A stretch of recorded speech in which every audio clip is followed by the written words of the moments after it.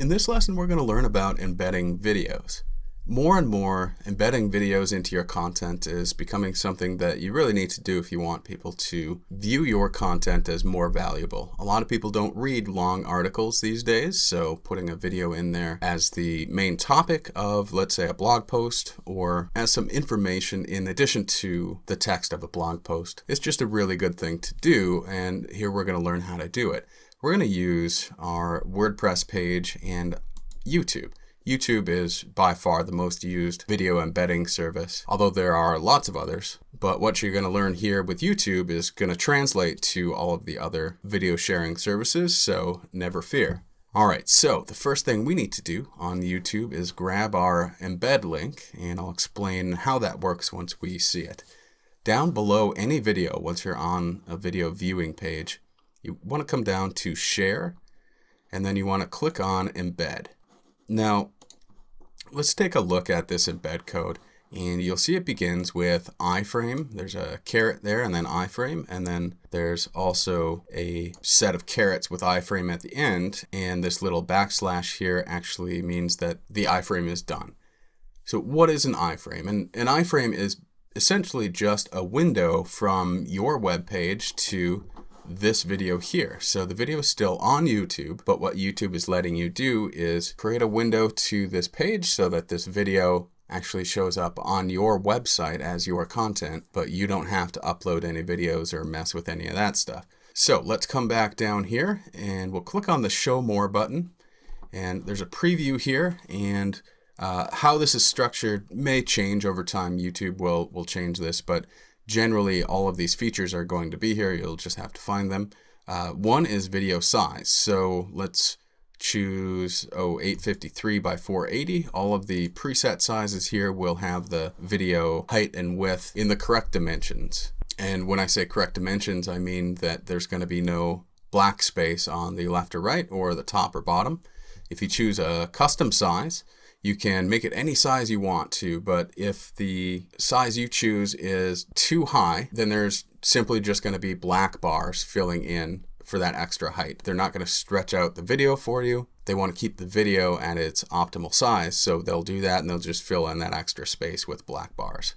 It doesn't look horrible, but it's nice to use their custom preset sizes if you can, so that the video looks nice and clean. So generally, when I'm putting a video on a web page, I generally do the 560 by 315. It tends to be a pretty good size. If you, for example, you need to put, let's say, 2 videos side by side, and this just happens to be too big, what you can do is come down, do the custom size, and just make sure that your ratio is equivalent. So if, let's say, you want to do a half size video, well, half of 560 would be 280? I hope my math is right. And half of 315 would be somewhere around 160. You would need to calculate that out. So then you have a video that's half the size of normal, but the proportions are still correct. So you can add 2 videos side by side. So let's go back to our normal size. A couple other options here. You can choose to show suggested videos at the end. So when you're done playing a YouTube video, you've probably seen a bunch of tiles, squares of other videos you can click on. You can choose to have videos not show that. If you want to do that, you just uncheck that here.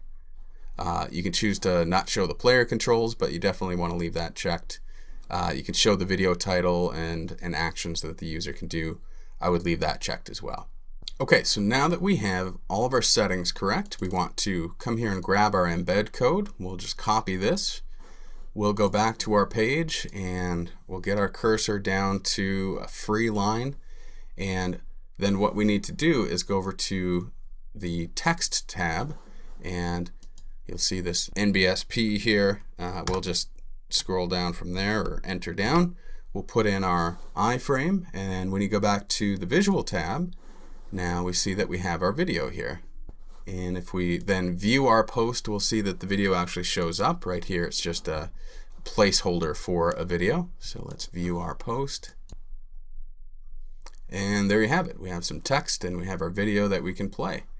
Now, one other thing we're going to do, by the way, if you need to delete this, you can actually put your cursor to the right of it and just hit your backspace button. Another issue that you will encounter from time to time is you have a bunch of text here and you want to put the video somewhere in between lines of text. How do you do that? Well, when you have a full page of text, it's not so hard to tell what's going on here, but you'll have some text and some of the coding that goes on in the background, and it gets quite confusing as to where you want to put that embed code or the iframe. So let's go back to our visual tab and I'll show you a little cheat method I use is to get your cursor in between two lines where you want the video to be. Put a bunch of X's here, and now when you go back to the text tab, all you need to do is simply highlight these X's, and you can either delete them, or what I'm going to do is just paste over them. We'll paste that iframe code, and now we see we've got this text and then our video and this text. So that's a nice way to figure out exactly where your embed code needs to be.